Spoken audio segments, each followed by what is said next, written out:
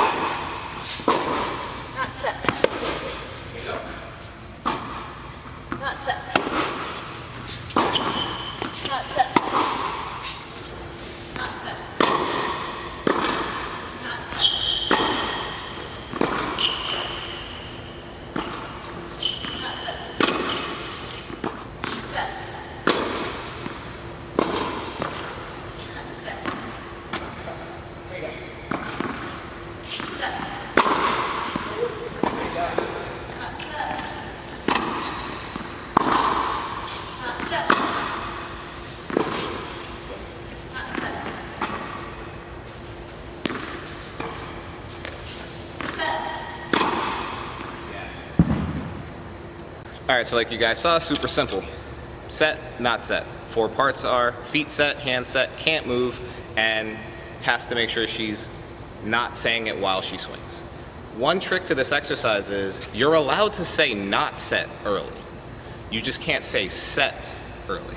If you realize that you're not going to be set because the ball's super far away or the ball's going to bounce above your head, the sooner you register that you're not going to be in that good position, the sooner you can make the right tactical decision on what your next response should be. So just being aware of set is the only thing that actually has rules. If anything is going to break you from being set, you can say not set early so you're already processing what your shots should be as a result. But Emily did a great job with the first part. As you saw, there was a couple of little hiccups every now and then, but you can expect that when you first start doing this exercise. Let's move on to part 2.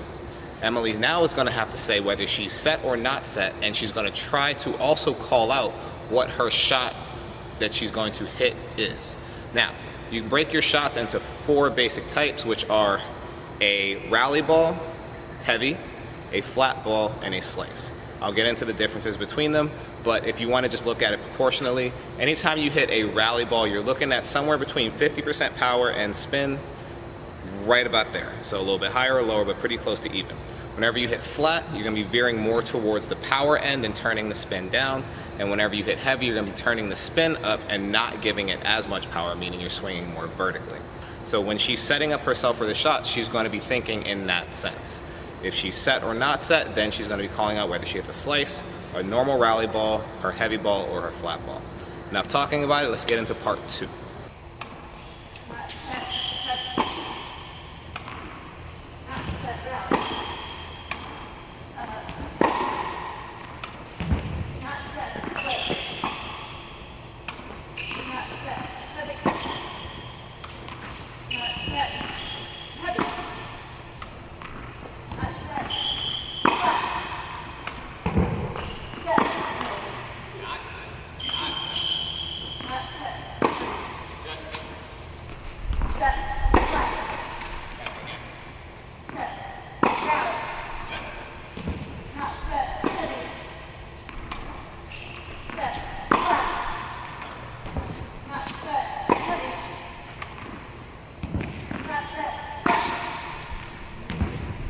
Okay, and that's part 2.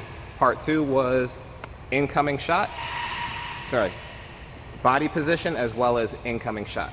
Now, I will point out that Emily made 2 small mistakes. Her shot that she was hitting was really good. Her calling on whether she was set or not set was good. And every shot that she called out, she did execute.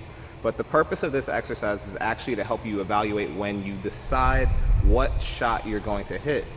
Are you making a good decision based off of how you receive the ball? So you may have heard twice during that exercise, Emily said not set and flat. As you guys know, hitting flat is the most risky shot you can based off of net clearance as well as there not being a lot of spin to pull the ball down. So combining that with not being set, it gets kind of risky when you are calling out not set and flat. Most common shots that you're going to be hearing are not set and heavy, not set and slice, depending on the level of pressure that's put on the other side. You'll hear not set rally and set rally pretty often because that one is the one that you're going to be using most commonly. But whenever you're in a position to really be in authority on the court, that's when you're going to be hearing the term set and flat. Now, I'm going to take over part 3 because part 3 can get a little twisted with your tongue when you start saying things really quickly. But what we're going to do now is we're actually going to call the incoming shot, the body position, and then the outgoing shot. So I'll be calling whether Emily's shot is heavy, flat, rally, or slice. I'll call how I'm receiving it. That would be set or not set. Then I'm going to call out whether I'm hitting any of the 4 shots that we've already said. That would be set, rally, flat, or slice. So let's get into part 3. Rally, not set, rally. Rally, not set, heavy. Heavy, not set, rally. Slice, not set, slice. Rally, not set, heavy. Rally, not set, rally. Slice, not set, heavy. Slice, not set, rally. Rally, not set, heavy. Okay, so like you guys saw, part 3, incoming shot, set or not set, outgoing shot. I want to point out that you can spend hours or days focusing or learning just one of these. I'm just giving you guys all the steps in one video, but I've spent weeks training people on just recognizing if they're set or not set, or recognizing that they're set and what that means for what shot they're supposed to pick. But these exercises build on top of each other to the point where you can call out things in a sequence and it almost becomes automatic what your next decision is going to be. So you hear somebody say flat, not set, heavy. It just makes sense without them even having to think about it because they're so ready for what the shots should be as a response. Somebody attacks me and they go heavy angle. I'm like, all right, heavy angle, not set, roll another heavy ball. There's not really any thought to it because I've run through each one of these sequences over and over again. It's just like when you're boxing or doing anything else. Once you know the rhythm and you know what returns what, then you end up making your decisions a lot quicker. So for the last one, I'm going to do this one, and I'm going to actually see if Emily can pull it off. If she can't, oh well, as I said, it's a tough exercise. You're going to be trying to call 4 things in succession nonstop, starting with your opponent's position. So this is going to get you into being able to predict what's happening. And again, the earlier you are, the more you can be consistent with the other things you're doing. So if I know that Emily, who is the person I'm playing with right now, if I know that she's not set, I start eliminating what her responses should be. So if she's really not set, I say she's either going to hit heavy or she's going to slice. Now I can adjust myself accordingly, and now I see, okay, she's not set, she hits a heavy ball. Let me get set early, and let me go flat down the line. So then you start seeing that it's a non-stop sequence. Rally, not set, rally, not set, rally, set, slice, set, flat, and it just goes back and forth as we go through the pattern. So I'm going to be hitting with her, and I'm going to try and go through all of the sequence the whole time. It's very tricky, so if I make a mistake, like I said, I'm the same as everybody else, but I've done this a lot, so I'm going to try to keep my mistakes to a minimum, because this is what you should be doing in the back of your head the whole time when you're competing. All right, so I'm going to start after Emily returns my ball. So as I feed it to her, I'm going to call whether she's set or not, and then that's going to start my whole pattern. Not set, rally, not set, slice. Set, rally, not set, heavy. Not set, there we go. There we go. Not set, rally, not set, rally. Not set, rally, not set, slice. Not set, slice. Perfect. And just because I'm calling all this stuff doesn't mean I'm going to win every point. It just means I'm aware of what's going on. Not set, rally, not set, heavy. Not set, rally, not set, heavy. Not set, heavy, not set, rally. Not set, rally, set. Woo. That's a good way to end the video right there. Okay, so now just to see how Miss Emily does, I'm going to have her do the exact same drill, but she's going to try and make it through level 4. As I said, this is very tricky. It took me weeks and months to get through each one of these things to the point where I'm very rhythmic with how I call these things out. So this is Emily's 3rd or 4th time trying it. If she does well, she does well. If she doesn't, you guys just see that it actually takes time to do it. You saw me do it as somebody who's practiced it for a while. Now you're going to see somebody who hasn't practiced it. If she calls things well, she calls things well. When she makes mistakes, that's what's going to happen until you start getting the timing of how to go through all these. So let's see how Miss Emily does. Not set, rally. Not set, slice. Not slice. Not set, heavy. Set, flat. Here we go. Heavy. Let's do it again. Good stuff. Set, rally. Not set, slice. Not set, heavy. Not set, not set, heavy. Not set, heavy. Good. Not set, rally. Not set, rally. Not set, heavy. Good. How's your breathing? That was better. All right, so like you guys saw, not perfect, but she got the rhythm of it here and there, and that's all you can really expect as you go through it.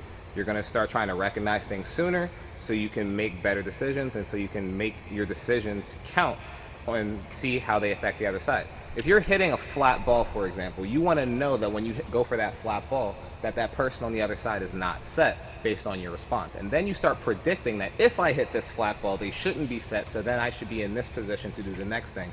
Rather than reacting, you start predicting. And when you become good and proficient at this exercise from step 1 all the way to step 4, you start being able to cycle through these non-stop.